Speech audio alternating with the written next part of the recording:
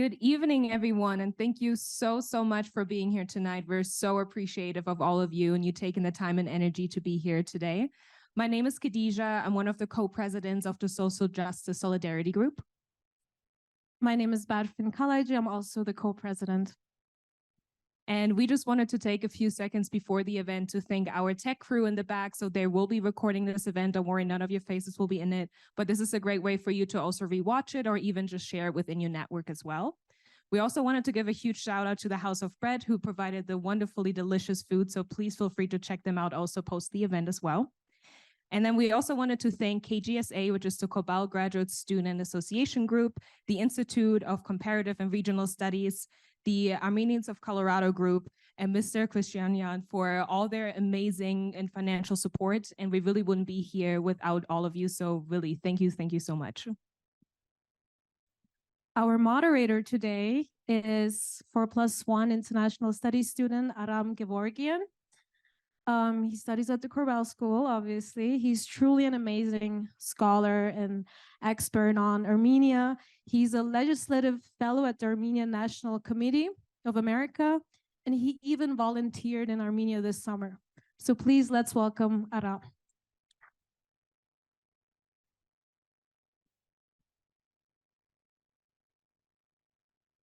Thank you so much. Very flattering introduction. It's so endearing to see so many familiar faces today, and to all the new faces, thank you again so much for coming. I'll start with just a quick rundown of how this event came to be, because this is a little bit of a niche topic that's not so much covered in media or even academia. And unfortunately, at my 4 years at Korbel, I wasn't active enough in bringing this issue, even though if you've had a class with me, you know it's pretty much all that I talk about. With the crisis that occurred last month, I first reached out to Simon and I said, maybe we should try to do something here at Korbel. And I didn't know really what to do. So I just started sending out emails, and to just see the institutional support from the school, from student groups, from the outside community, shows a testament of the Joseph Korbel School of International Studies as a pillar of American statecraft in taking these issues and embracing them and pushing them forward. Now, it brings me great honor to introduce our distinguished speakers for today. We will have two speakers joining us in person, obviously, one joining us asynchronously, and one joining us via Zoom. So first, on our far left, I will introduce my dear friend and colleague, Simon Mogakian, who is a Denver-based investigative researcher and cultural heritage defender. He is a PhD candidate in heritage crime at Great Britain's Defense Academy, which is Cranfield University, a visiting scholar at Tufts University, and an incoming postdoctoral fellow at the University of Oxford's Faculty of Asian and Middle Eastern Studies. Previously, he worked with advocacy organizations, including the largest Armenian American grassroots organization in Amnesty International, and lectured in international relations at the University of Colorado, Denver. He also served as a senior nonpartisan staffer at the Colorado legislature.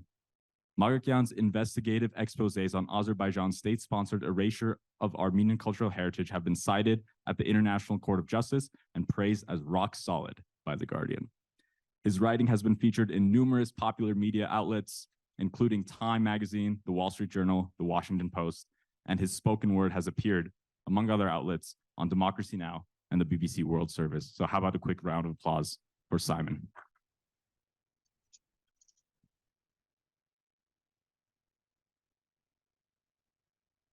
Thank you, Adam, for the very generous invitation. Thank you, Barfin and Khadija, for hosting me and my colleagues for this very important discussion.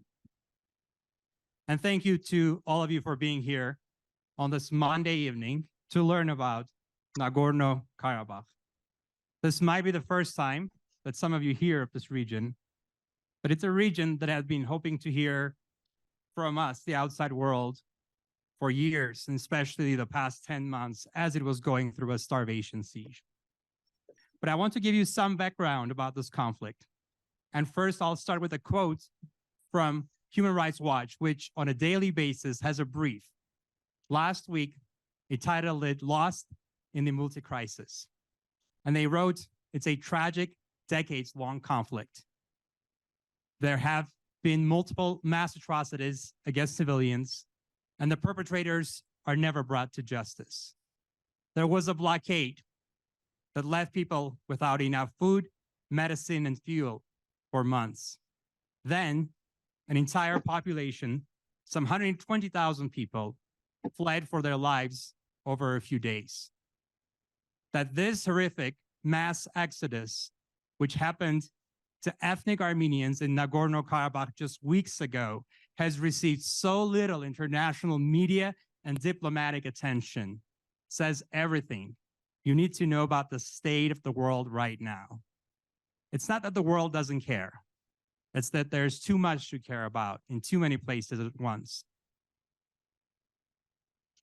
Nagorno-Karabakh is, and it pains me to say was, an Armenian populated enclave that found itself as part of the Soviet Union under the administration of Soviet Azerbaijan in the early 1920s.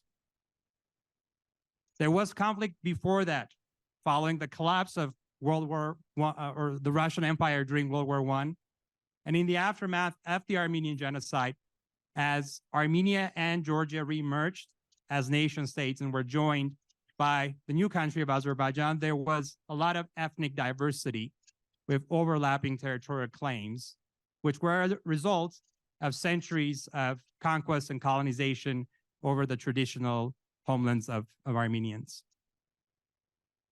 Fast forwarded to a month ago, and no Armenians are left in this region. Now, the conflict unfroze in the 80s as the Soviet Union was democratizing. People in Nagorno-Karabakh did something simple. They looked at the census. And according to the census, the Armenian population of another formerly Armenian populated region, Nakhchivan, which was also part of Azerbaijan, Soviet Azerbaijan, had dwindled from near half of the population to near zero within decades under Soviet rule. And they saw that as their own inevitable future. So they believed in democratization, in perestroika, and they started protesting. The protests in Stepanakert and other places throughout Nagorno-Karabakh were met with violence in Baku, Sumgait, and other parts of Soviet Azerbaijan where Armenians lived as well. Sumgait was an industrial town full of many, many Armenians, dozens of whom were slaughtered in a pogrom in 1988. The image you see is from a protest in Yerevan, Armenia, where they called for recognition of that crime as genocide and to prevent the rest of it from happening in Nagorno-Karabakh. You may notice there is a poster that shows the Genocide Museum in Yerevan dedicated to the World War I era expungement of the entire Armenian population from the Ottoman Empire. So from the beginning, existential fears were part of this conflict for Armenians. But Azerbaijanis also suffered in the war. As a result of the events that happened in the 90s, the violence that was given in response to the peaceful protests and the infighting that happened, about 1 million people were displaced, a majority of them Azerbaijanis. Then the conflict entrepreneurs, as I like to call them, came to power, the Aliyev regime, the same dynasty that rules Azerbaijan until this day.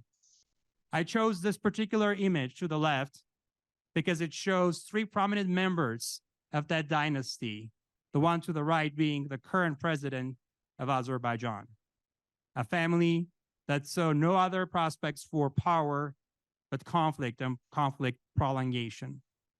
This is not to say that Armenians and others were not to blame for the war of the 90s, but that illiberal conflict resolution was a deliberate and knowing choice of the Aliyev regime, became obvious in 2020, and so much more so last month, when Ilham Aliyev decided to seek a final solution to this conflict. I have a statue, a monument also in the slide that may seem out of place. It's here because it's a monument on the grounds of the Colorado State Capitol. It commemorates the victims of all crimes against humanity. And it's one of the many, many monuments and artifacts, about 28,000 of them total, that Azerbaijan or the Aliyev regime eradicated between 1997 and 2006 in the region of Nakhchivan after the Armenian population had been cleared. So when you see Armenians weeping for the loss and traumatized of what happened of the exodus, but still caring of what may happen next to the sacred sites left behind, this is the reason why. Now, the 2020 war was brutal, and it started a wave of illiberal conflict resolutions across the world, from Tigray to Ukraine. Of course, those conflicts were already at place, but we saw dictators across the world see that Azerbaijan, a petro dictatorship, could get away with something like this. Why could not they do the same? Despite all of this, there was a window of opportunity, some hope that maybe, just maybe, there could be peace, because the Azerbaijani refugees 3 years ago had a chance to return. And the Russian so-called peacekeepers that were deployed gave a sense of stability. Things changed in December of last year when Azerbaijan started a medieval starvation siege of this region. For 9 months, no supplies were allowed in. No food was allowed to be grown as farmers were being shot at by Azerbaijani border guards. And that changed last month on September 18, after a lot of pressure from the international community that Azerbaijan allowed for 2 trucks to come in. Some people thought there was a sign of hope. Next day, it changed. And we'll talk about that in a second. But I want to mention that the siege of Nagorno-Karabakh that happened from December until September was illegal. The International Court of Justice ruled against it. And there were hearings at the UN Security Council and condemnations by international organizations. But Azerbaijan had figured out, like others around the world, that this is a different world, that this is not the time for law and order. But so cynical about all of this that the blockade started as a pretend environmental protest. So they weaponized one of the most sacred causes in the world for the ethnic cleansing. And when it became apparent that there was no accountability, it became more and more brazen. This photo by a local journalist, who's now a refugee, shows one of the best kept cities until the starvation siege. Because of lack of fuel, Stepanakert became a place where they could not even pick up their trash. There was no fuel. And even dogs could not find food to eat.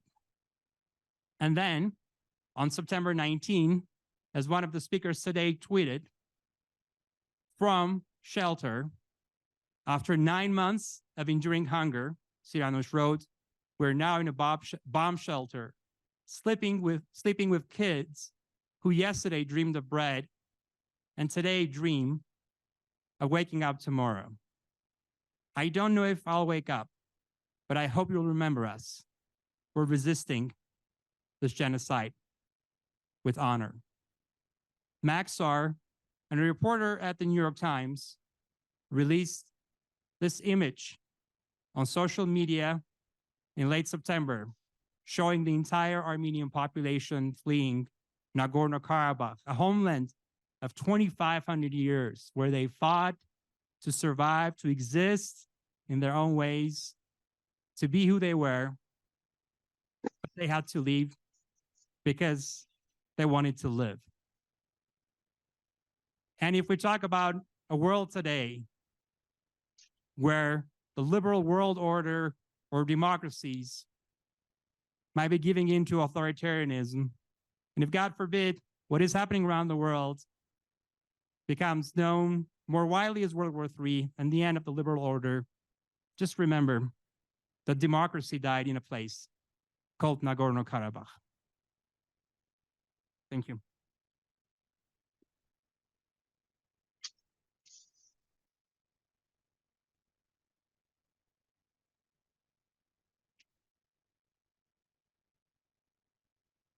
The LA Times once labeled Simon as relentless, and I hope that his background information truly attests to that, as being relentless in exposing and informing of what exactly happened in this tragic situation.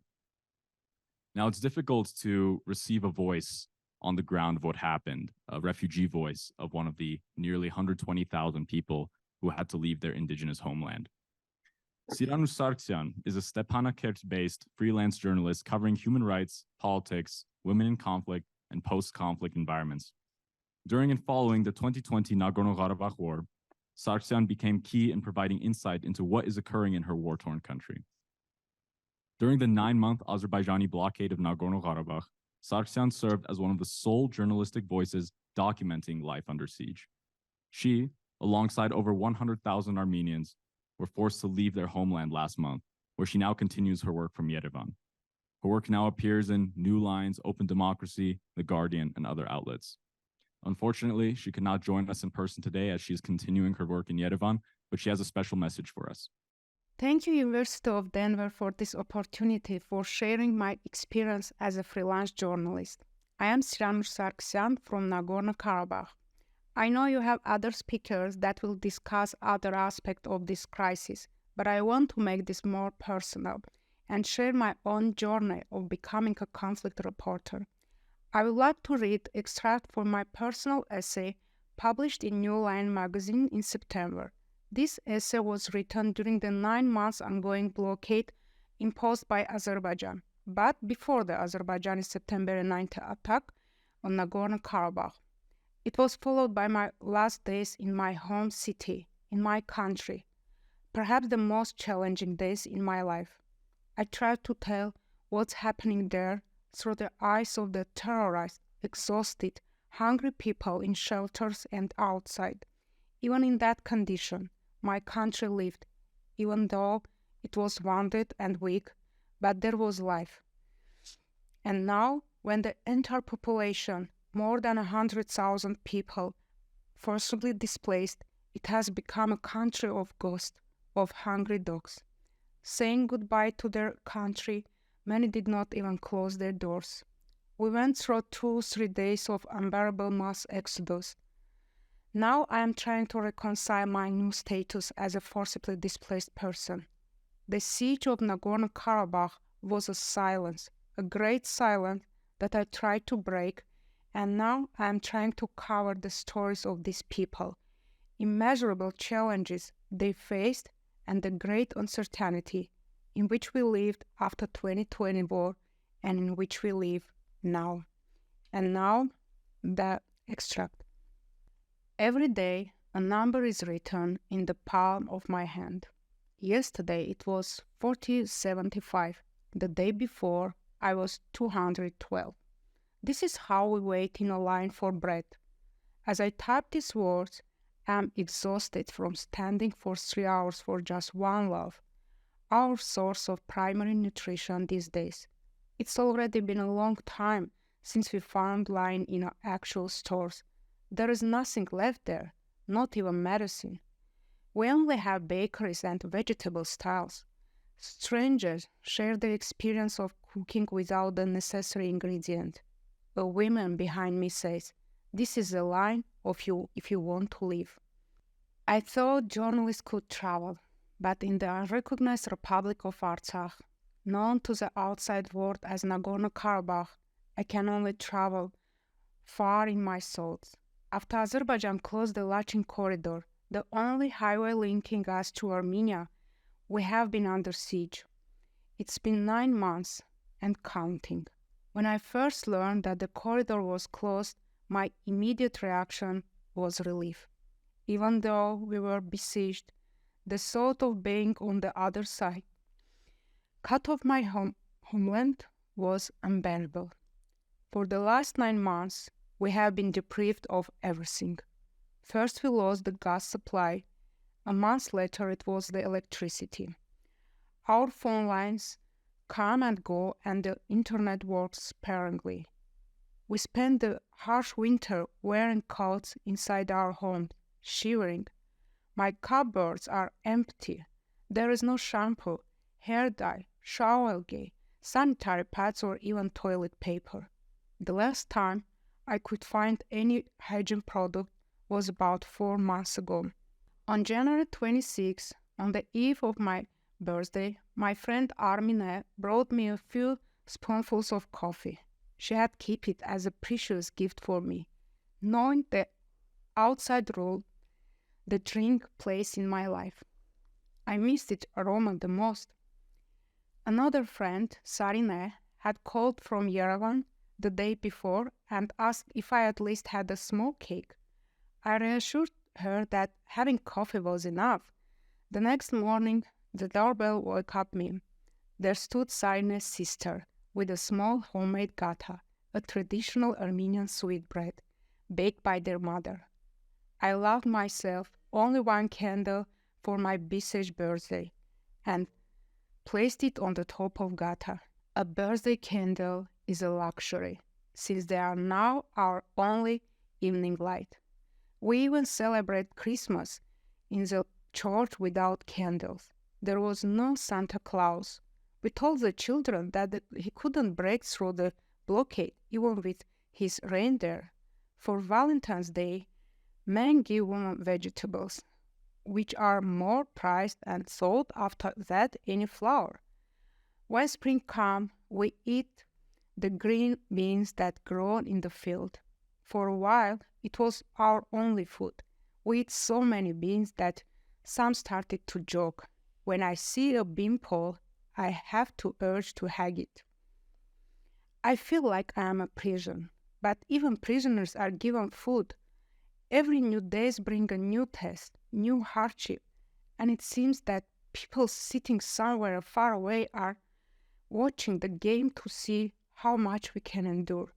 When you live under siege, you miss how it feels to live, to be a woman. Your daily routine is suspended, as if the normal rules of time don't play. We are just waiting for our lives to begin again. Most importantly, we have been cut off from freedom, the right to the movement. This is not my first blockade, or even my first conflict. I have already experienced 3 wars in Nagorno-Karabakh. The first started when I was a child, with the collapse of Soviet Union. The war lasted a long time, from 1988 to 1994, taking 6 years from my childhood, and the lives of many more children on both sides. The first war is seared in my childhood memory. Fighting was intense, and it's become too dangerous to stay in our village. My father and his brother decided to take us to their sister house, some 30 miles away in another village. My father carried my little sister, who was 2 at that time. My uncle carried his 1-year-old son. His wife was pregnant with their second child. After walking for around 20 miles, I was exhausted. My uncle, whom I adored, knew my weakness. I really wanted to shoot a gun, but my father always refused, saying that gun was not a child's toy, as if we had other toys. My uncle said, "Whoever reached the top of the opposite mountain first can shoot my gun." I mustered the last of my strength and nearly ran to the top of the hill. When they arrived, my uncle gave me his weapon and, pointing to the open plain in front of me, said, "Shoot." That was the last time I saw him. He died on the battlefield.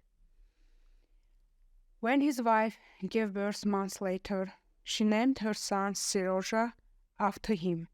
My aunt's husband also died in war, and my father was the only man left in our large family.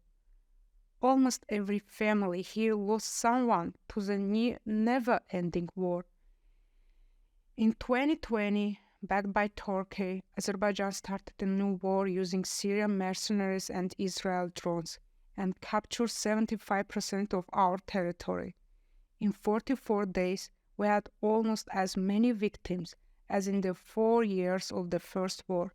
Most of them were young men, conscripts aged between 18 and 20.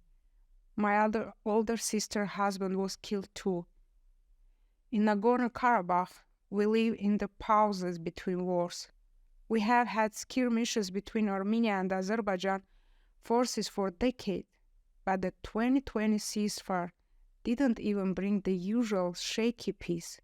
The current blockade is not an active war. Instead, the Azerbaijan, weaponize their food. On December 12, Azerbaijan again closed the Lachin corridor under the pretext of environmental concern, which the United Nations has called fake. So-called eco-activists were sent by a state whose economy is completely dependent on oil and gas to protest our mining operation and starve us in return. In April, the Azerbaijanis installed a checkpoint, but they have still not allowed anything to enter, even medical supplies. Elderly women in the lines remind me of my mother. Maybe this comes from a longing. At the end of last year, right before the blockade, she went to Yerevan, the Armenian capital, and now can't return. I actually think it's good that she is in Yerevan, where there is no problem with bread. She calls me every evening and cries, ashamed that they have food and we don't. I don't know when or if I will see her again.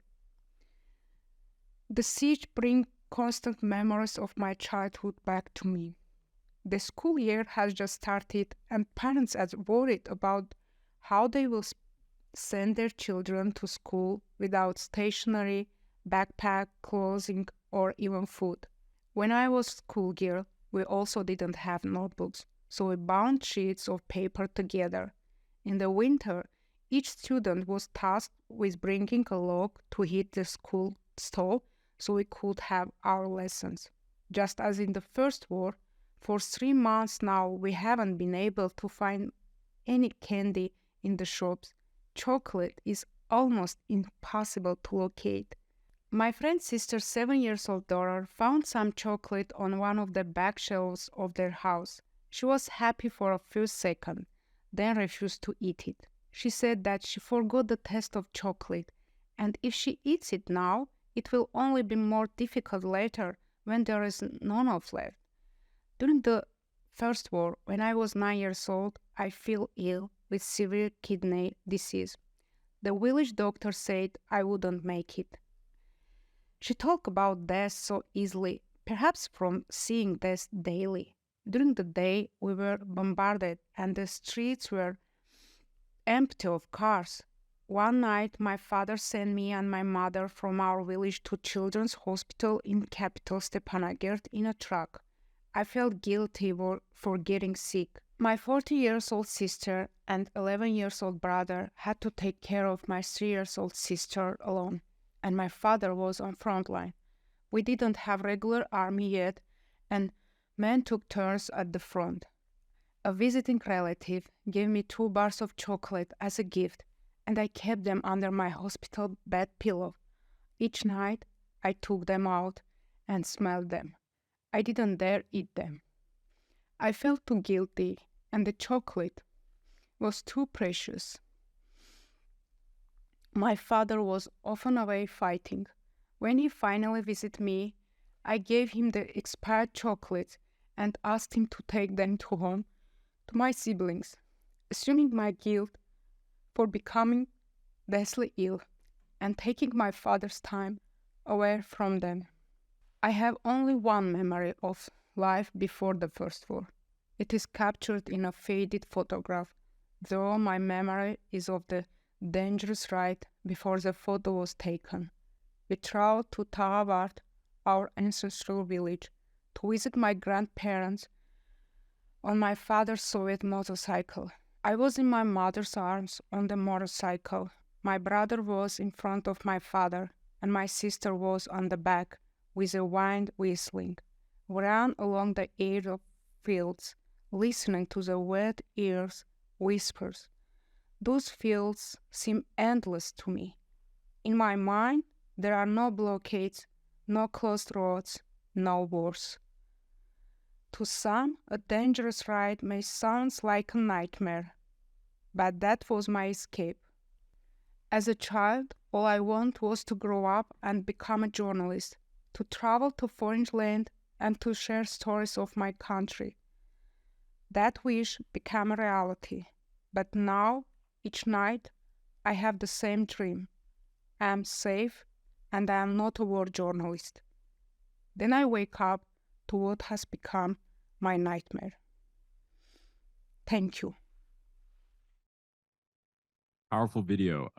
Almost no words to say after that.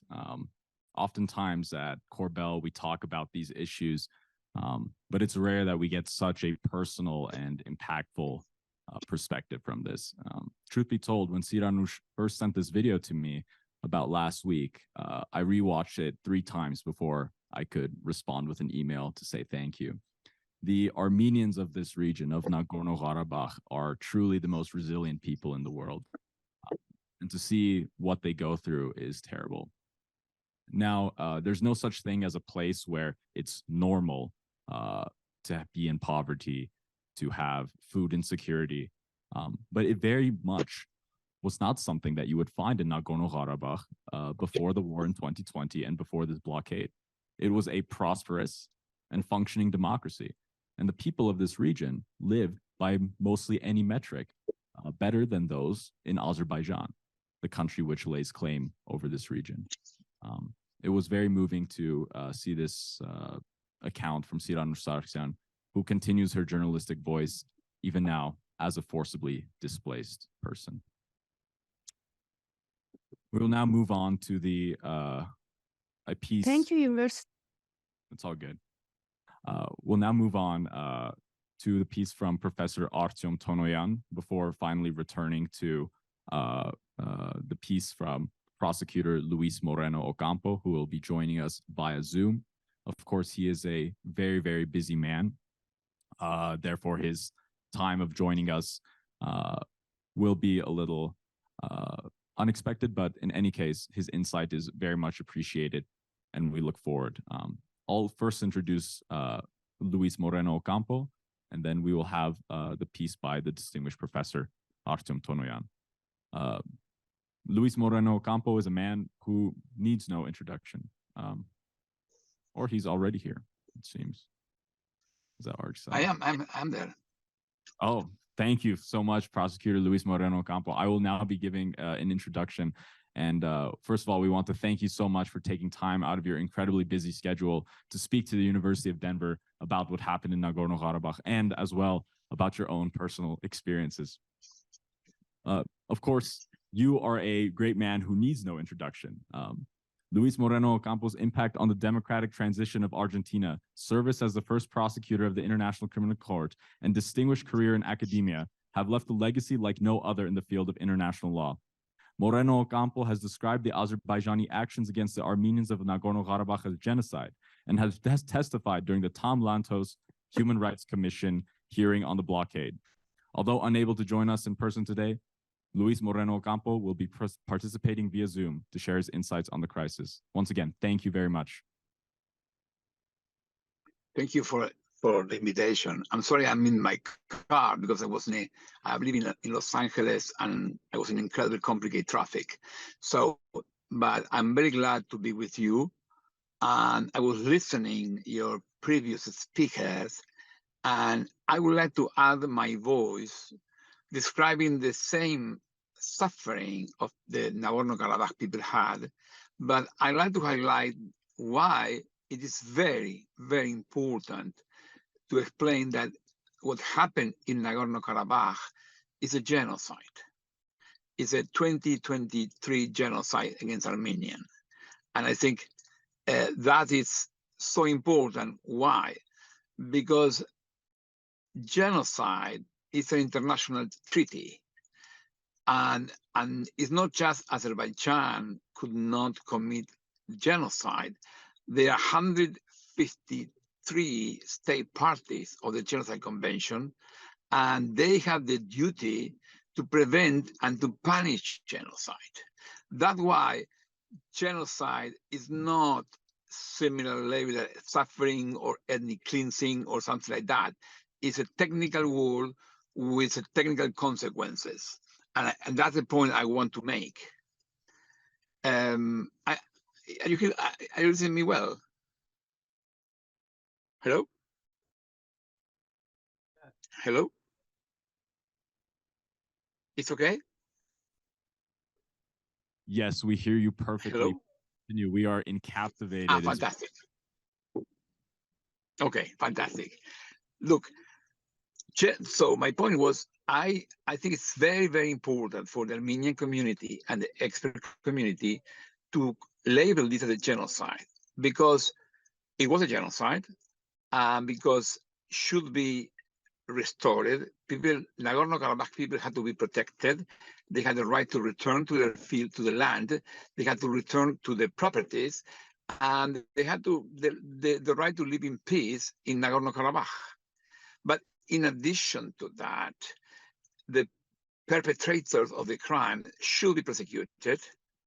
And now I will explain why now it's a new move from Armenia who could allow an investigation of the International Criminal Court.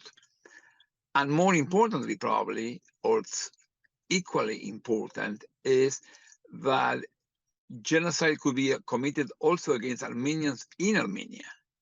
There are very, very disturbing statements from Aliyev and even Erdogan, President Erdogan from Turkey, indicating the next step is not just Nagorno-Karabakh, it's Armenia.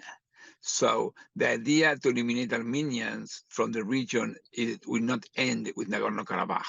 That's why understanding this genocide and labeling it a genocide is so important. So let me bring why is a genocide, second, why the resistance of genocide, and what should be the next steps. The genocide is a crime that could be committed in 5 different forms according to the Genocide Convention. Killings is the most obvious, is genocide 2A, but there is a form called genocide under Article 2C, which consists in creating conditions to destroy a community. And exactly, some of them, the previous speaker explained the Lachin corridor blockade. The Lachin corridor was connecting Armenia with Nagorno-Karabakh, and since December 2022, there was a blockade. In this case, the International Court of Justice, and this is very unprecedented, the International Court of Justice, which is the most important court between the states, they had a case presented by Armenia against Azerbaijan for violation of the treaty about not about genocide, but about the possibility of the dismissal and attacking for social reasons. The International Court of Justice decided that the blockade of the Lachin corridor was putting at risk of life the people, the Armenian in Nagorno-Karabakh. So the decision that was a serious risk for the life of the Nagorno-Karabakh people was adopted by 15 judges after listening the lawyers of Azerbaijan and Armenia. And that is for me the most critical issue, because that is the material element of the genocide, creating conditions of life to put at risk the life of a specific group. So the intention of Azerbaijan, of Aliyev, was proved because Aliyev was blocking the corridor after he received instruction to the International Court of Justice to not to do it. After the 15 judges told Aliyev that blocking the corridor will put at risk the life of the Nagorno-Karabakh people, he did it. And no more that. After he received requests from the Secretary of State Blinken, President of France, Macron, and Secretary General of the UN, and instead to change his attitude, he doubled and he blocked, absolutely, fully blocked the corridor in June 2023. So I issued a report in August explaining this genocide is already committed. Then the following weeks, Juan Mendez, the former advisor of Kofi Annan on prevention of genocide, he issued a new report saying, in addition to the commission of this genocide by blocking, was a serious risk that will be genocide 2B. Genocide 2B is creating bodily or mental harm. And he alerted about this early warning. And suddenly, there was not a change in the international community. The UN Security Council did not discuss. No one want to use the word genocide because the word genocide triggered the obligation. And that's why it's so important to really keep insisting it's a genocide. The most incredible thing happened on September 19. Armenian people put a one-page ad in the Washington Post, half-page in the New York Times, asking President Biden to stop the genocide against the Armenians. President Biden opened the General Assembly that day, did not mention the problem. And that similar day, the Azerbaijan committed the attack against Nagorno-Karabakh and removed 100,000 people from their land. Is coming a new report from Juan Mendez explaining that the early warning that he alerted in end of August is now a reality. Now genocide was committed and these people were removed from their land. In the same way, in 1915, the Armenians were removed from Anatolia in Ottoman Empire. And that's the situation today. And so this event is very important because it's a moment to understand the critical importance to understand the legal significance of this. It's a genocide against Armenians committed in 2023. And the genocide should be prevented because it should be forced Azerbaijan to accept the Nagorno-Karabakh people back in their land, but also could be punished. Now, Armenia signed the Rome Statute accepting the court, international criminal court jurisdiction. Therefore, it's possible to investigate the crimes because even the genocide was committed in Nagorno-Karabakh, which is not part of Armenia. The people displaced escaped to Armenia. And there is a precedent in the Myanmar situation where the ICC said that even the crimes against the genocide against Rohingya was committed in Myanmar because they forced displaced to Bangladesh, which is a state party of the Rome Statute. So the court has jurisdiction and it opened an investigation on the Rohingya crimes. So the situation is absolutely identical of what happened today with Nagorno-Karabakh. So my summary is, please, we need to understand it's not just something really bad, it's not a catastrophe, it's technically a genocide in accordance with Article 2B and C of the Genocide Convention. And that convention required 252 state parties to prevent new attacks, including attacks against Armenia itself, and to punish the perpetrators. And I think that is the only legal arguments that Armenians have to protect themselves. And that's why I appreciate this conversation. And I insist Armenian people, but also experts, should understand the relevance of calling what happened with the real name, a genocide. Thank you very much for this participation. I'm sorry the informality of this conversation. And if you have any comment, I have time to comment if you like. No, perfect.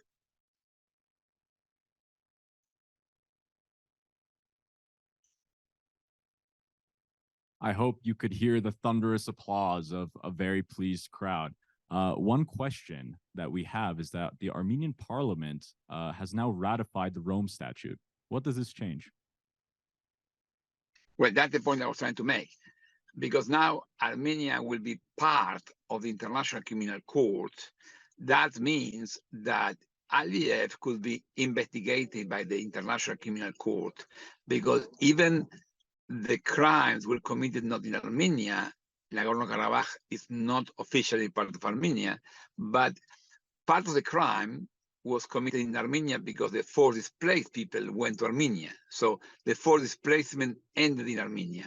And that could be the basis of jurisdiction for the International Criminal Court. And state parties, including France, US, have the duty to punish and investigate these crimes. So that's why the Genocide Convention is so important, and that's why this ratification of the Rome Statute could mean that Aliyev could go to jail. Thank you. And one more question. Mr. Moreno Ocampo, thanks so much for the excellent presentation. I have one question about your experience in prosecuting Omar al-Bashir for the genocide in Darfur. Could you tell the audience a little bit more about that experience and if there's any similarities or differences that are relevant?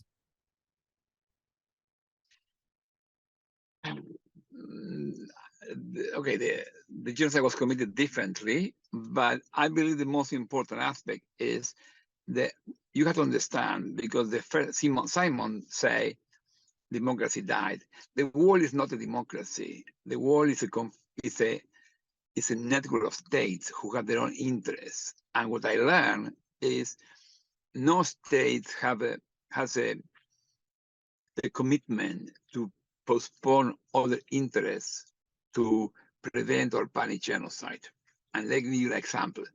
When I announced I was going to indict the person who gave instructions to the minister, the legal advisor of the very important country came to my office to explain to me very nicely why they were concerned. He said, we understand and we are concerned about genocide in Darfur.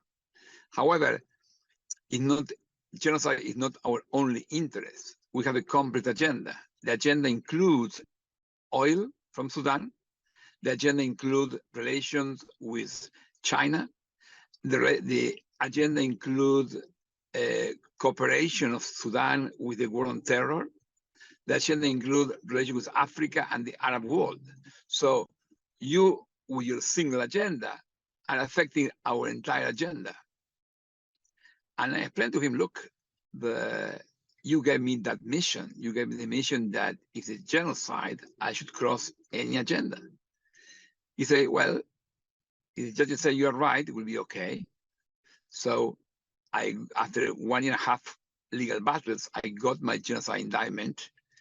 And this country was supporting formally our move, but informally, they were trying to reduce our budget, doing different activities. So states are not happy to make efforts to control a genocide in a country when they have no political interest. So sadly, geopolitical interests affect respect for the international law, even in a case of genocide.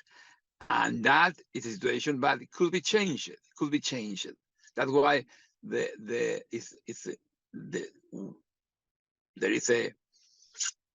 19th September was catastrophic for the Nagorno-Karabakh people, but it's not the end of the history. We will keep fighting for the rights, and we will keep fighting to protect Armenia, and basically for a world based on law, not in killings.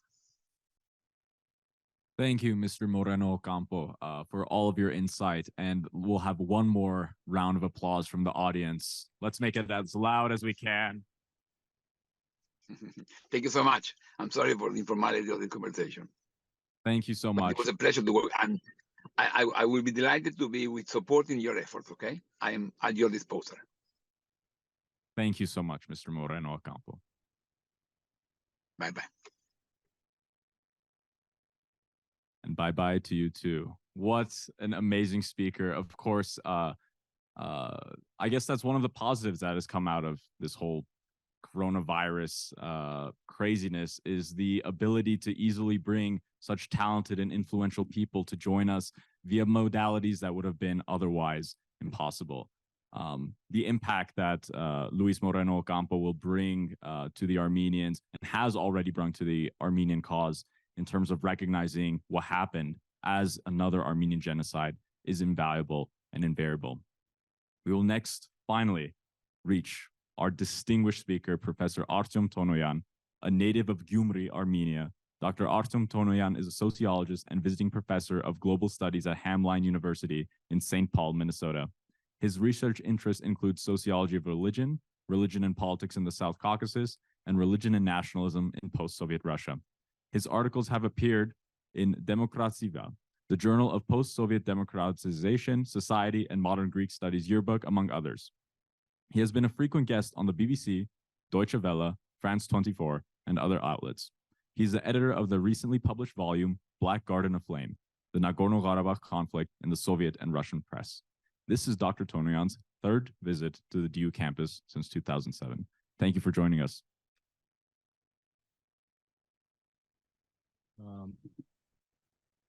I'm not as tall as you, so I'm going to have to reduce this thing. All right. Thank you, everyone, for coming, taking time from your evening to come to listen to what we have to say. Thank you for inviting me and Simon. Thank you, Aram, for organizing. And thank you as well for organizing. And thank you to Korbel for organizing this event.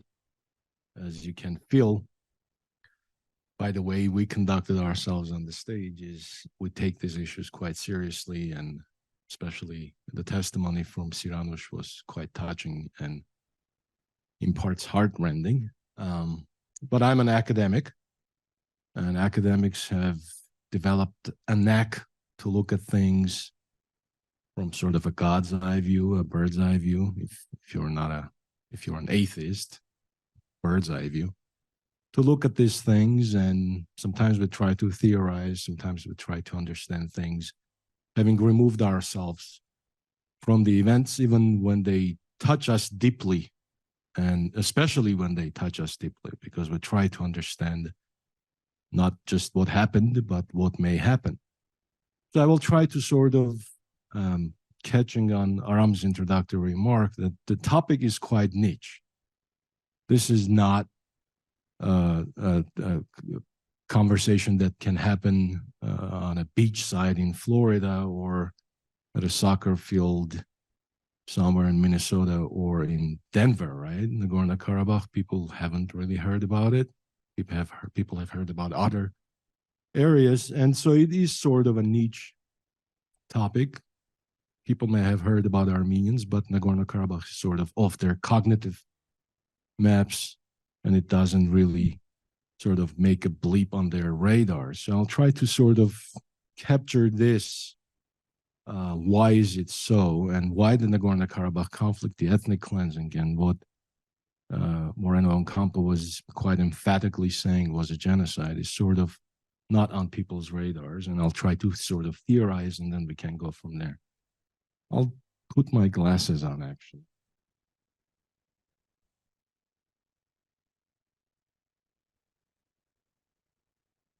So when we talk about the Nagorno-Karabakh conflict, and I try to figure out, and I have thought about this quite extensively, why is it that people don't know about the conflict?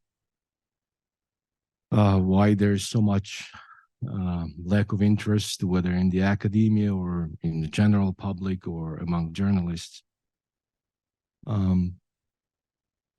There is a number of reasons that come to mind, and I'll try to sort of itemize this for you in chewing size bites, so you can chew afterwards, and you can ask your questions. But I'll start it with a story that will try to sort of illustrate what I'm trying to say. So this would have been in 1991 or 1992. I was about 16 or 17 years old, either the year before or the year off my entrance exams to the Yerevan State University in Armenia, which is Armenia's flagship university. And I was staying in my newly married cousin's house. And when I'm in somebody's house, I usually seek out two things. Do they have a library? And where is their liquor stash? My cousin's husband was quite a reader, so he had quite the library, and I ended up forgetting about the liquor stash. And I chanced upon two books, arguably two of the most famous works of verse in Western languages. And these works were Dante's Divine Comedy, and the second one was Goethe's Faust. I devoured them within days, and my impressionable 17 or 16-year-old self was quite impressed by the following lines from Faust. I didn't make quite the sense what Faust or Goethe was trying to say, but the words remained with me, only to be revived some 20, close to 30 years later, when I was when the first or the 2020 war in Nagorno-Karabakh started out. And this passage, I'll read it for you from Faust. It's two citizens are having conversation. And it goes like this. There is nothing better on a holiday than talk and noise of war to while the time away. Some far off war in Turkey, let's suppose, some place where armies come to blows. One watches from the window, sips one's glass, while down the river all those fine ships pass. And back home in the evening, we congratulate each other on our peaceful, happy state. And the third citizen responds, yes, neighbor, I agree, quite so, quite so. Let them all split each other's skulls out there. Let the world go to pot for all I care. But here at home, let's keep the status quo. And when I read these verses again, when I was 16 or 17, and I read them in the original Armenian, I'm just kidding, I wrote it in German, I was quite impressed, but forgot about this. And then in 2020, when Azerbaijan launched the war against Nagorno-Karabakh, these words sort of came rushing back, flooding my memory. And it felt like, oh my goodness, this is how it felt to be an Armenian in 1915, when people in the comforts of their home were sipping on their Zinfandels and fine Chiantis at evening, not caring about what was happening to Armenians or Turks or Azeris or whatnot. And it felt quite lonely and quite desperate that we had to sort of re-experience what our ancestors did in sort of a new idiom, in a new environment, and when the world wasn't paying attention. So that sort of speaks to the first reason why the Nagorno-Karabakh conflict has become so niche and so ignored and so uninteresting, perhaps. Another reason is that the conflict is quite complex. There's a lot of geopolitical dynamics, a lot of moving parts. Russia is involved. The US is looking away or looking into, but trying to not look too deeply into it. The EU has its own interests. Iran has its own interests. And of course, all of them have clashing interests, and all of their interests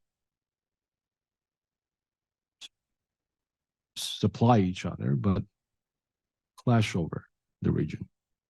A third reason is the limited funding that is available to researchers. There's not a whole lot of money when you try to study a niche conflict area. And I'm a sociologist, and in sociology, we have a joke. We're poor people. That's what I'm trying to say. In sociology, we have a joke. How can a sociologist make a small fortune? Give him a larger one. And so we constantly have to, especially when you're a graduate student interested in far-off lands, in far-off cultures, and far-off conflicts, you constantly have to sort of hunt, become a hunter-gatherer of grants, trying to fund your research. And these things are not easy to come by. And the academia in our day and age, maybe this was not true 50 years ago, is interested in fashionable stuff, in faddish stuff, things that are sexy, presentable, interesting, and so on and so forth. So these issues sort of disappear from people's interests. It becomes just another conflict in just another god-awful place where we're not interested to do anything else. Another reason would be that people usually, especially if you're an American, the joke is you're monolingual. I'm sure not in Denver. But language is a challenging thing. And people usually, it becomes difficult when you don't know local languages to work with knowledge produced by local knowledge producers, scholars, and informants, and so on and so forth. So you sort of, that's another reason people have ignored the conflict in Nagorno-Karabakh. Armenian is quite a complex language, as is Azeri, Turkish. Russian is much more widespread, and there is a lot of interest in Russian studies. So people pick up the language, but our languages are quite complex, so people tend to ignore. And that's one of the reasons I recently produced that book about the Nagorno-Karabakh conflict, translations of articles from Russian and Soviet press, in order to deprive graduate students from the excuse not to study the region. Because the complaint is we can't afford money, we can't afford the tickets, we can't afford the stay, and we don't know the language. And I basically deprive them of that excuse.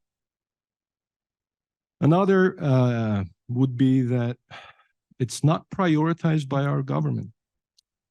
And that's a cold, hard fact. The United States government is not prioritizing, which means that the state news institutions like the CNN, New York Times, it's a swipe.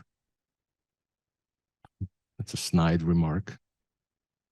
They're not interested in covering these issues because these conflicts do not appear on the priority list of State Secretary Blinken or Joe Biden. So these issues are not covered because the State Department hasn't sort of exhibited due interest for this to become a topic, and so on and so forth.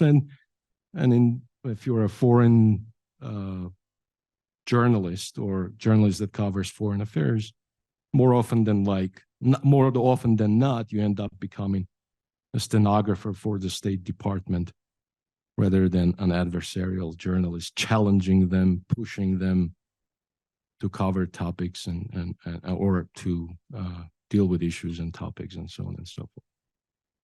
And the last reason that I've theorized about this is that bigger and better conflicts overshadow and limit the significance of this conflict, and the enterprise of the academics such as myself or Simon, it becomes almost a Sisyphean task. We grab the boulder, we take the boulder up to the mountain only to see it roll down, and we rinse and repeat.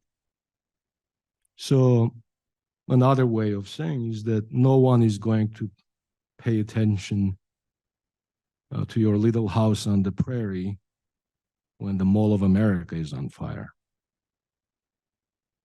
No one is going to pay attention to your small house on the slopes of Mount Vesuvius burning when Mount Vesuvius itself is erupting, right? And so people, and especially State Department types, some of you will become these State Department types, I believe, if I read the room right, end up prioritizing conflicts because of the size and so on and so forth. I mean, just look at the coverage of the war in Ukraine, right? The Russian aggression, the terrible war, terrible tragedy, and look what is happening with Gaza and Israel.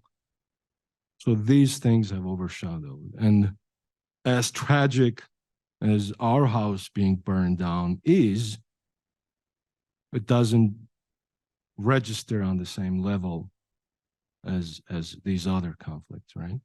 And of course, there is also the structural racist part of the coverage. I remember when Russia invaded Ukraine, CBS produced a report, and I'll read what I mean by this. So CBS had a reporter named Charlie D'Agata, who was producing this report for CBS News, and he goes, Ukraine isn't a place, with all due respect, like Iraq or Afghanistan, that has seen conflict raging for decades. This is a relatively civilized, relatively European, I have to choose my words carefully. 2, 1, you wouldn't expect that or hope that it's going to happen. And another report in BBC said, when you look at the Ukrainians, I mean, they have the blue eyes like us. They have the blonde hair like us. So it's different. And this is how the Armenians, we find ourselves dealing with the conflict and dealing with the general ignorance, whether willful, witting, or unwitting. And it's constant struggle to educate, to advocate, to remedy this situation. And I'm glad to Aram and to everyone who sort of initiated this event to have me over and rant. And we'll talk in the Q&A if you have any questions. Thank you.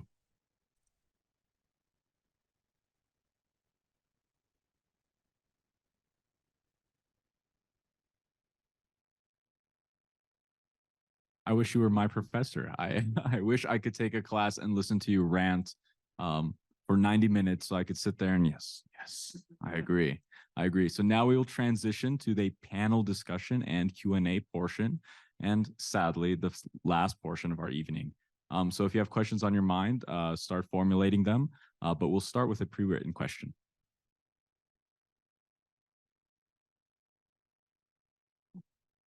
Let's see. Testing. Test. Meg 1, 2, 3, the translation. So let me pull up an interesting question that comes from the executive director of the Armenian National Committee of America, Arm Hamparian, who also may or may not be my boss. And his question is, how do you account for President Biden's refusal to enforce Section 907, even in the face of Azerbaijan's ethnic cleansing of Artsakh? What is Section 907? I'll start with the latter part, and I'll leave the hardest part for Artyom. So there is an existing sanction, a statutory sanction against Azerbaijan passed in the 1990s that says so long as Azerbaijan continues blockading and threatening Nagorno-Karabakh and Armenia, it will not receive any U.S. military aid. At some point in the 90s, that was waived through the work of a U.S. senator who later became an ambassador, Sam Brownback. And 3 successive administrations have been waiving that sanction, although at the second it's being not renewed. So the waiver is not being renewed. So it's in just a waiting mode. So that's the background of it. By the way, I know Ambassador Brownback. The last 6 months, he made a U-turn. He became one of the champions of fighting the blockade. He's, basically saw the light at the end of the day and started was one of the founders of the Save Karabakh coalition, but unfortunately he failed. But I just wanted to give that background, and for all the hard questions, I always go to Dr. Tonoyan, and now we have him here in person.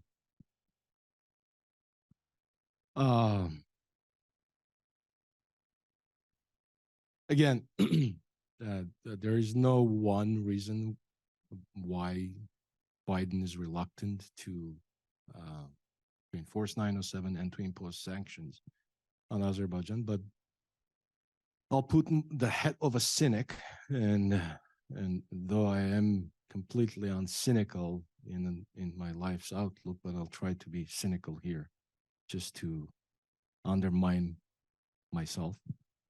So I think it was 1920s or 30s. There was a U.S. senator from Mississippi who said, "Show me an oil well, and I'll show you a foreign policy."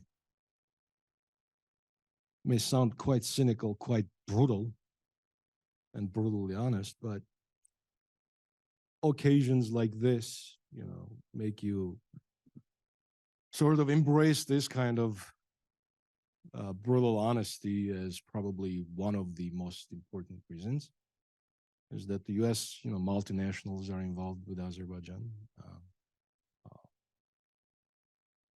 There's lots of financial dealings, of course, and the U.S. is not disinterested foreign actor in the region. And the U.S. has military entanglements with Azerbaijan. Azerbaijani special forces have been training in the US. Of course, Azerbaijan is looked upon as this actor that is taken on two malevolent actors. One is Russia, and today everything at the State Department is about Russia. And another is Iran, for understandable reason. And Azerbaijan has been quite masterful in playing this game of we can challenge both Russia and Iran at the same time. And the US sort of has to take this into account. And some people at the State Department level and the White House level have sort of come around embracing this view. So that's sort of one way of looking at it. Another way of looking at it is that there is no political cost to Biden. He can steamroller. And if there were hundreds of thousands of Armenians in battleground states ready to vote in blocks for an opponent that would challenge Biden, we wouldn't have this conversation. This would be a completely different conversation.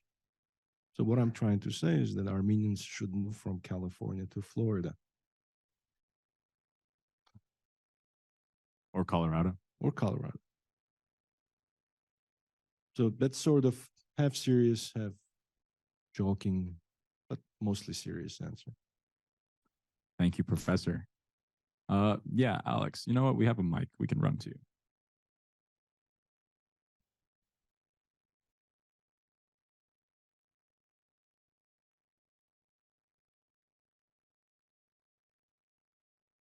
Hello, my name's Alex. Thank you for coming out today. This has been a very well informative and important issue to bring up. So in my conversations with RM, I know that Armenian President Nikol Pashinyan hasn't been as favorable amongst the Armenians as they could have hoped for. I'm curious to hear what Pashinyan did do and what he didn't do, and what other institutions exist in Armenia that can kind of take up the role that Pashinyan failed to do during this recent genocide. Thank you. For hard questions, I go to Dr. Tanoyan. Really good question. Yeah. Again, I'm from Gyumri, and it's an Armenian town known for its jesters and jokesters. So I'll start with a joke. But I'm thoroughly serious. When I think about Nikol Pashinyan, I immediately think about Miley Cyrus's video, the Wrecking Ball. I don't know you know what I mean? So probably you didn't come to Korbel to hear about Nikol Pashinyan being compared to Miley Cyrus and Wrecking Balls, but here we are. And such is life. Thank you. Yeah. Or please. No, I am going to Wrecking Ball. elaborate. I'm not gonna, Please. there are other metaphors and similes and analogies I can use to describe Mr. Pashinyan. But so Pashinyan is no longer as popular as he once was, but he also managed to destroy institutions that more or less worked. The judiciary, he defenestrated the army. He completely reformed, I guess, into his own image, the Armenian law enforcement agencies and so on and so forth. So institutionally, Armenia has been as weak as never probably before since 1990s, when Armenia became sort of an aspiring democracy and so on and so forth. So institutional guardrails have been completely let loose. And the military that had broad swaths of the population supported the military, it no longer enjoys this popular support. I can speak volumes and volumes on this, but I'll spare you my jokes. Just to share one thing of Professor Alvin Kamba, who was here earlier. he wanted me to share that he actually knew somebody who works in the Nikol Pashinyan administration, who he went to university with when he was in England. He went to university with Ruben Rubenyan, who is now tasked with probably one of the most important pieces of Armenian foreign policy, and that's negotiations with Turkey. Of course, Turkey is a country which doesn't have a good history with Armenia, with enabling the second genocide and being the perpetrators of the first genocide.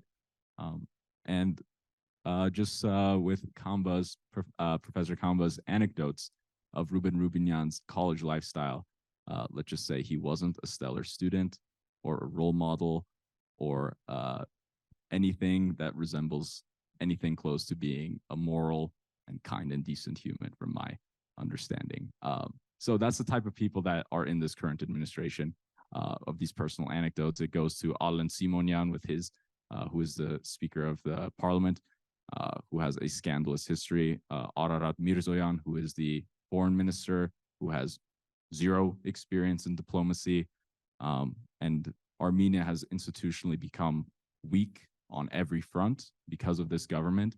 And we see those consequences with this current crisis that we've seen. So thank you for bringing up Nikol Pashinyan. And of course, more than anyone here, I could have a few stronger words to say to him, but I'm on camera, so I don't need this on my permanent record.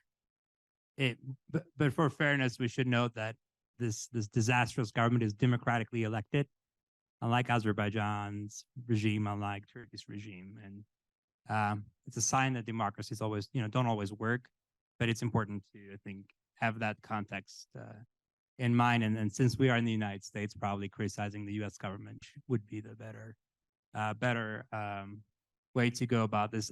There's a question that I think are on the minds of some of the future diplomats in the room, and that is, why the U.S. should care, or geopolitics works in certain ways. When Artyom was talking about President Biden's way of thinking, I do want to mention, and you should go and check on his campaign website. In 2020, he was chiding President Trump, his opponent, for just, basically he used almost every word short of idiot for not understanding how important it is to hold Azerbaijan accountable, to stop this war, to stand up with Armenians. And then he did exactly, what he said he would not do. So it's important to keep in mind, this is not just an Armenian perspective that, Azerbaijan should have been held responsible. A lot of people in the current administration in the U.S., Samantha Power, known for her genocide studies and whatnot, have been, in theory, on the right side of this issue when they were not in government. Yet anytime, whenever they have power, things change. And there was this horrendous quote in The Guardian by an EU official that said, and I think Artyom alluded to it, but did not quote it, that said, well, this was just geopolitics that played out. And they were referring to the exodus and the ethnic cleansing of Armenians in September. So a lot of cynicism in power holder circles. And I hope those of you who are considering foreign service, obviously you're going to be a part of a big machine. I'm not saying keep Armenians in mind, but when you go to places like that, you are part of an institution that you have an impact on. It's not just a top-down organization.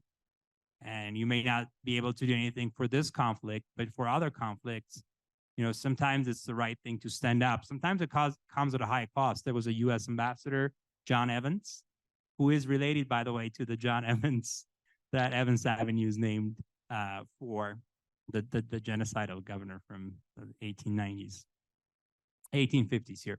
But he actually basically was fired from the State Department. I'm not saying get fired from your job, but there have been incredible U.S. diplomats who have gone out of their way to do what's right. And I hope the generation that will come out from this room and from other rooms across this country will have a different outlook at improving the human condition around the world. That doesn't look at oil wells. Thank you. Thank you so much, Simon. Any other questions? Let's go with Micah. Thank you again for being here. It's a really important discussion to have. So you just mentioned the EU. I know that we've spoken a lot about the United States, but some perceive the EU as more vocal towards human rights and modernity than the US. I'm curious, what is the EU's relationship with Azerbaijan and Armenia considering the war in Ukraine? I call the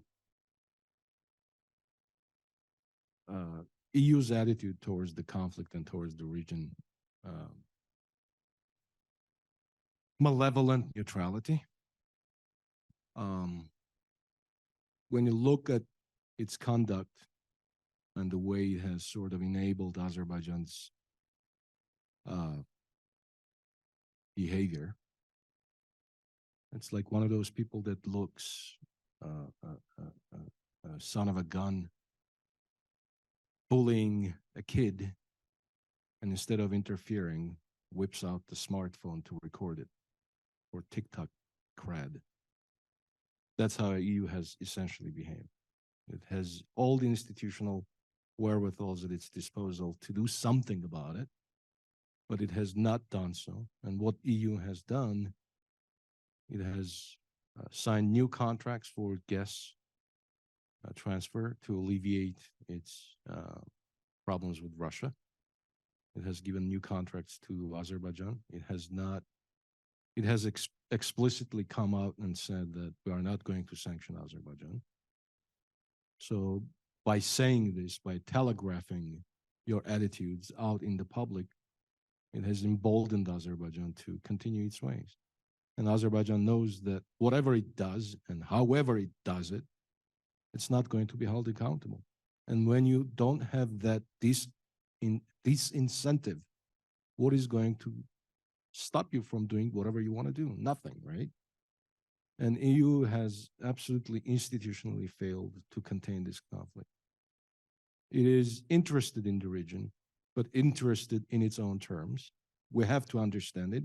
We understand it. And the Armenians understand it. I, at least, as representative of the Armenians, I understand, the cold, brutal reality of how the world works. But at the same time, when you go out and preach human rights and so on and so forth, at least have a modicum of decency to abide by the same rules that you try to impose on others. And Joseph Borrell, right? He comes out and says, Europe is this garden, and we have to keep being gardened and keep the barbarians out and so on and so forth. That is what it's meant by when he says that. And I call him the constipated gardener. I'm sorry for my scatological jokes.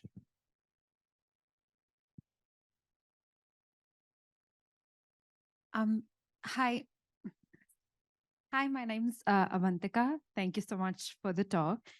Thanks to my friend, I know now that India and Pakistan are sort of fighting a proxy war in Armenia and Azerbaijan, kind of.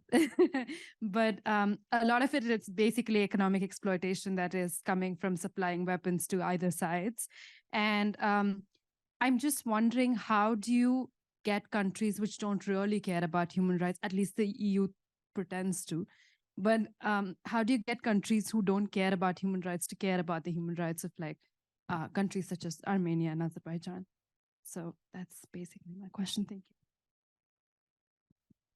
For the easy answers, I go to Simon.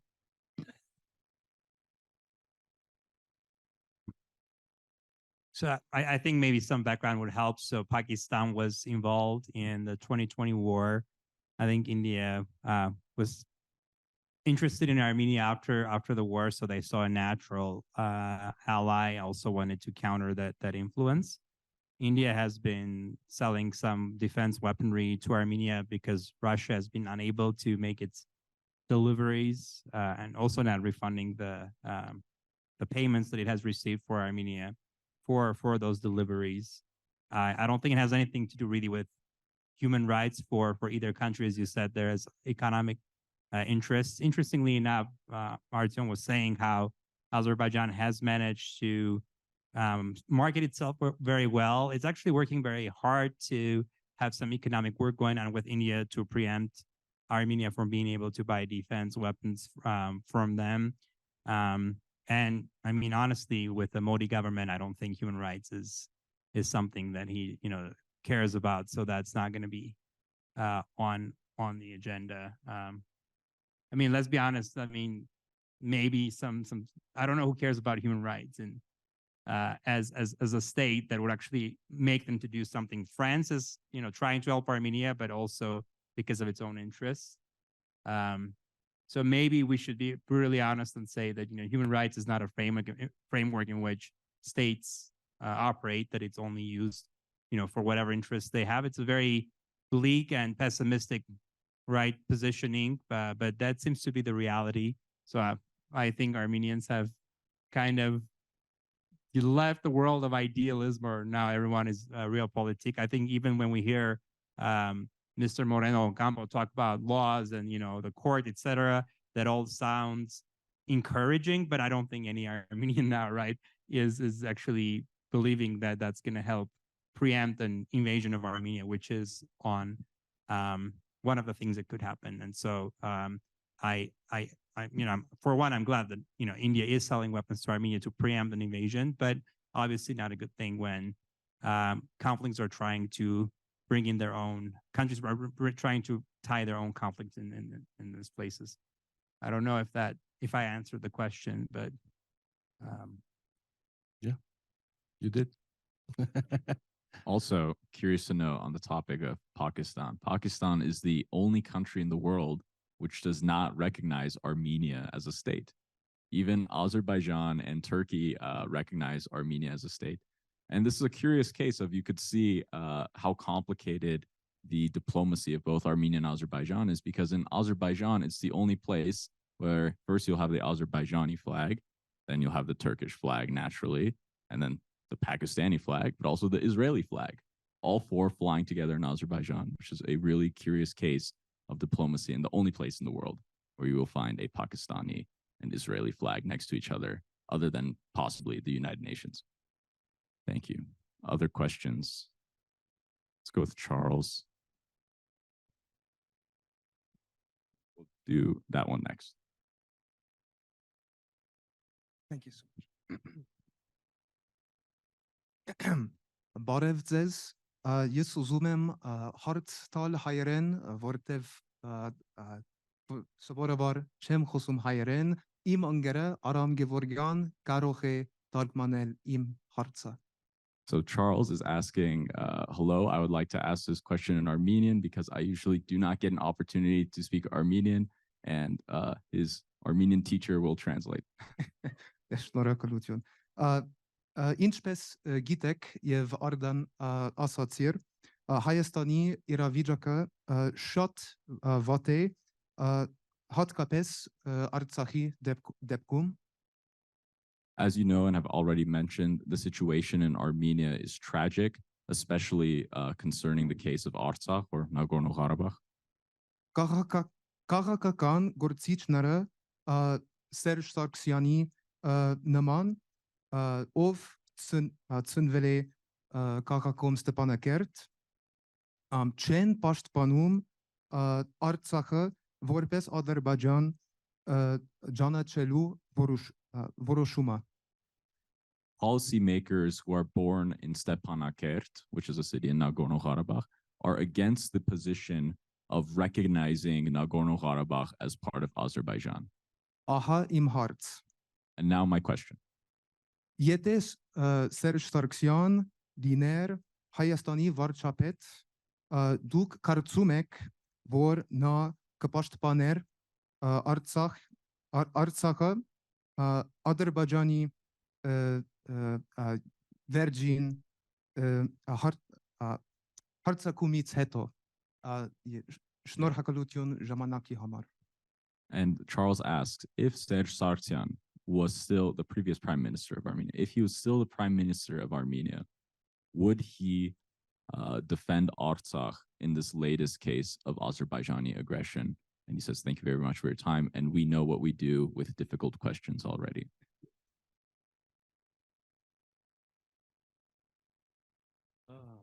Well, the long and short. You have to answer in Armenian. Oh, no, I'm joking. No. Oh, the long and short of it is that we don't know. We don't know, but we can only surmise. We can only guess based on his previous conduct, right? We can only draw conclusions and how he conducted himself in other such crisis situations, and thinking that this is probably most likely this is how he would end. He would sort of respond. I think if Serge Sargsyan, now this is not a hagiography of Serge Sargsyan. I'm not trying to redeem him. I have had my own problems with him. A whole complex of things underlying this. So this is not either I'm trying to either take a swipe at him or trying to clean up his act. It's just a scholar trying to be a gentleman at the same time. So looking at Serge Sargsyan and the way he conducted himself, probably the war probably wouldn't happen. Or if it had happened, he would be much more prepared. He was a different kind of a political animal than Nikol Pashinyan. Nikol Pashinyan was a populist, gung-ho, revolutionary. Let's burn the house down and see if it can rise up as a phoenix from its ashes. So a lot of magical thinking mixed with charisma, mixed with this revolutionary fervor and revolutionary fire, bringing fire down from the skies and so on and so forth. Serge Sargsyan was completely different. And I've always said that Serge Sargsyan's autopsy will probably be more interesting than his autobiography. He was an utterly uninteresting person in his public persona, at least. I'm sure he was fun for his kids and his grandkids. But as a person, he was devoid of any sort of charisma that is very important in a political leader. He was not a populist. He was probably a realist, and despite all of his bad traits and so on and so forth, he was at least a technocrat.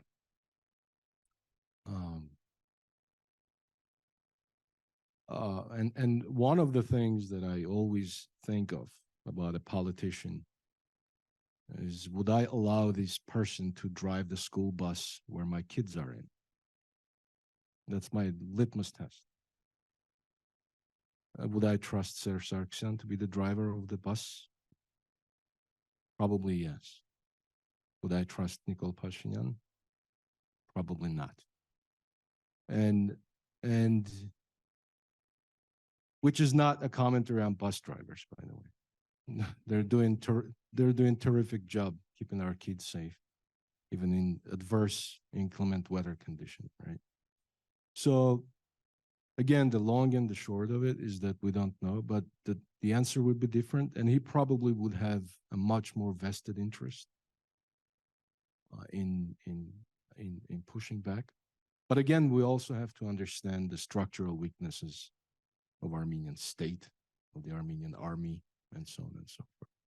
But the outcome may have been the same, but it may have been a different path to the outcome than the one we witnessed and experienced. I hope that helped. Okay. Well, thank you. Thank you, Charles. And let's go to our final question.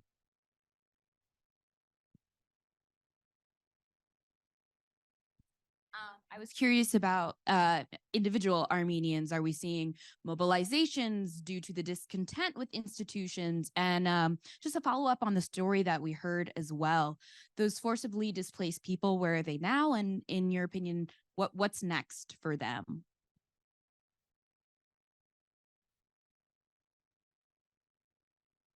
Where to begin? That is a very good question. Thank you.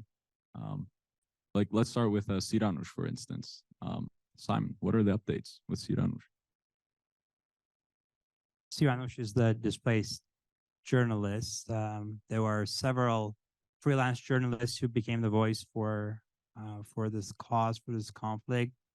They are all in Armenia for the moment, but struggling with housing, and jobs and whatnot. I know she was staying at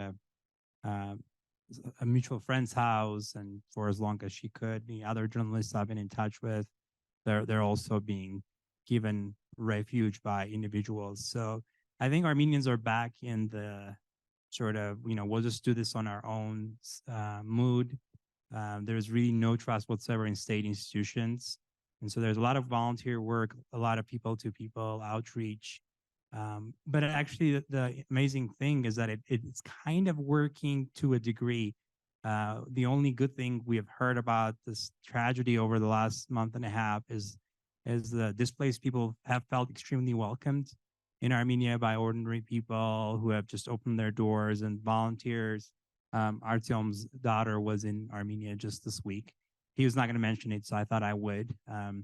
Volunteering there to help the refugees. So I think there has been incredible outpour of support by the locals, which gives a sense of hope. But it's all done by nonprofit organizations, individuals, etc. And it's a reflection on how unorganized the Armenian state is, but that also the fact that people don't really believe in the state anymore. But they believe in the cause, they believe in humanity, and hopefully that can become a foundation for some institutional change in the future. Nothing much to add when the speaker is perfect. Yeah, really nothing much to add. There's enormous amount of mobilization, especially among the young kids. My daughter she just returned to her habitation, her natural habitat. And she was telling how impressed she was that the people she was working with were 8 and 10-year-old volunteers who come in spending hours and hours and hours packing food, packing, supplements, packing all sorts of stuff to take it to the people that were affected, to the refugees. Most of the people were 8 and 10 and 12-year-old kids. And it gives me sort of a hope in the midst of so much tragedy and pain and grief and so on and so forth. So it really warms my heart to see that, number one, my daughter was so civic, exhibited civic consciousness and traveled, thousands of miles to be with her people. And just seeing her giving me that report that 8, 10-year-old kids are involved in this, like, oh my gosh. And yeah, and what's next, to be honest, no one knows what's next. We're fearing for another Azerbaijani aggression, this time against Armenia proper.